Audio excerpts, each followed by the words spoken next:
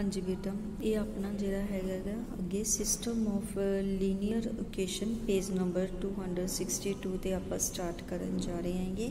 System of linear equations, ठीक है।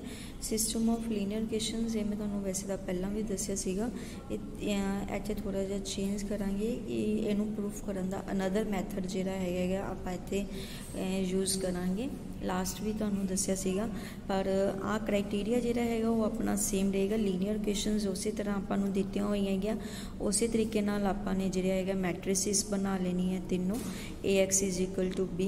तो क्राइटेरिया ऑफ कंसिस्टेंसी भी अपना उही रहेगा कि if A determinant not equal to 0 है तो सिस्टम की होएगा, कंसिस्टेंट होएगा, तो यूनीक सोल्यूशन अपने को निकलेगा। जे A डिटरमिनेंट इक्वल टू 0 है तो adjoint A into B is equal to भी 0 होएगा, क्योंकि ये वैल्यू अपने को लेके adjoint A into B is equal to 0। Then the system की हो जाएगा, कंसिस्टेंट हो जाएगा, तो हैज़ इनफाइनाइटली मैनी सोल्यूशंस, तो बहुत सारे सोल्यूशंस होंगे। कंसिस्टेंट भी होएगा तो इनफाइनाइटली मैनी सोल्यूशन होएगा। जो नॉट इक्वल टू 0 है तो भी कंसिस्टेंट है बट यूनीक सोल्यूशन होएगा। क्लीयर। जे A डिटरमिनेंट इक्वल टू 0 है तो adjoint A into B not equal to 0 आ गया अपने को। देखो बेटा उहदे विच आपां डेल्टा वनस दी वैल्यू फाइंड आउट करते सी, पहला जो तुहानूं करवाया सी उहदे विच डेल्टा 1 डेल्टा 2 डेल्टा 3 दी वैल्यूज़ फाइंड आउट करते सी, पर इहदे विच जिहड़ा हैगा आपां ने एडजॉइंट A इंटू B दी वैल्यू फाइंड आउट करनी है। जो आपां एडजॉइंट A इंटू B दी वैल्यू फाइंड आउट करन जे तो 0 आ जाता तो कंसिस्टेंट तो इनफाइनाइटली सोल्यूशन आ जाए। जे नॉट इक्वल टू 0 आ जाता तो ਆਪਾਂ इनकंसिस्टेंट कहांगे, तो हैज़ नो सोल्यूशन जिहड़ा हैगा आपां कहांगे it has no solution. Clear. ये तीनों कंडीशनस आपां ने इस तरीके नाल याद रखनी है। तो ये याद रखना कि एडजॉइंट A इंटू B करना है इस एक्सरसाइज दे विच। तो system of homogeneous linear equation है। होमोजीनियस इक्वेशन की होंदी है इक्वल टू 0 होंदा, तो ये D1 D2 D3 की वैल्यू अपने को 0 होंदी है। तो अपने को रिजल्ट किस तरह कड्डांगे, तो AX इक्वल टू 0 हो जाएगा। तो अपने को रिजल्ट आ जाएगा कि if A determinant not equal to 0, जे A determinant not equal to 0 तो system has only trivial solution means XYZ is equal to 0 आ जाएगा। जे A डिटरमिनेंट इक्वल टू 0 है तो it system has infinitely many solution है। आ results बेटा तुसी याद रखने हैं। क्लीयर। जे नॉट जीरो है तो ट्रिवियल सोल्यूशन तो XYZ दी वैल्यू 0 हो जाएगी। जे 0 आ जाए डिटरमिनेंट इनफाइनाइटली मैनी सोल्यूशंस आ जाएगा। हुण इनू देखो किस तरह सॉल्व करना है। आपां नूं जिवें कि मैट्रिक्स गिवन है, सॉल्व द मैट्रिक्स मैथड, इनू आपां मैट्रिक्स मैथड कह दिंदे हैगे। मैट्रिक्स मैथड आपां नूं आह गिवन है इक्वेशनस। क्लीयर।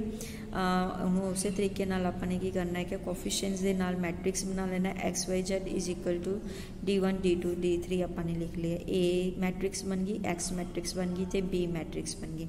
सब तो पहला आपां A डिटरमिनेंट की वैल्यू फाइंड आउट करनी होंदी है। कोई भी सम सॉल्व करते हैं आपां सब तो पहला A डिटरमिनेंट की वैल्यू फाइंड आउट करके पता करते हैं कि वो इक्वल टू 0 है या नहीं है।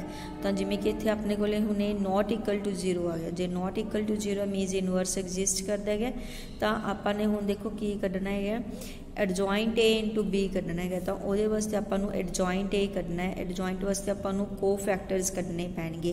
तो को फैक्टर्स तुहानूं लास्ट एक्सरसाइज च कढ़ने दस ही दिते किस तरह कढ़ने हैगे। तो को फैक्टर्स ऑफ मैट्रिक्स A आपां जिहड़े हैगे वो फाइंड आउट करांगे। ठीक है। को factor of first row, second row, third row find out करके आपने एडजॉइंट वो A जिहड़ा हैगा उहदा ट्रांसपोज उहदी वैल्यू कढ़ के A इनवर्स की वैल्यू आपने कढ़ी adjoint A upon A determinant, ये अपने को A इनवर्स की वैल्यू आ गई। तो नाउ हुण आपां नूं पता है AX इज इक्वल टू की है B है। AX is equal to B है तो X A नूं इधरली साइड लियावांगे तो A इनवर्स हो जाएगा। X is equal to A inverse B बन जाएगा अपने को। XYZ इधर X की वैल्यू पुट कर दी गई, A इनवर्स की वैल्यू फाइंड आउट की से पुट कर दी। B की वैल्यू आपां ने पहला कड्ढी सी आह।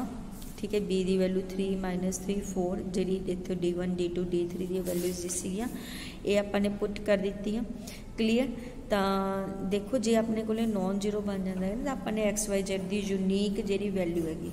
ठीक है। यूनीक सोल्यूशन फाइंड आउट करना ना XYZ का यूनीक सोल्यूशन फाइंड आउट करने वास्ते आपने की है A इनवर्स की वैल्यू फाइंड आउट की। A इनवर्स की वैल्यू फाइंड आउट करके AX is equal to B दे विच X की वैल्यू फाइंड आउट करांगे। तो A नूं इधर लिया A इनवर्स B बन गया।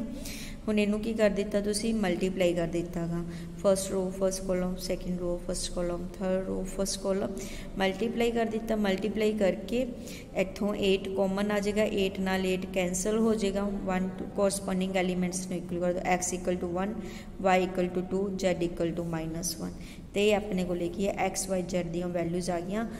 यूनीक सोल्यूशन आपने फाइंड आउट करना सी तुहानू दस्सिया सीगा जे A determinant not equal to 0 है तो कंसिस्टेंट है तो यदा यूनीक सोल्यूशन निकलेगा।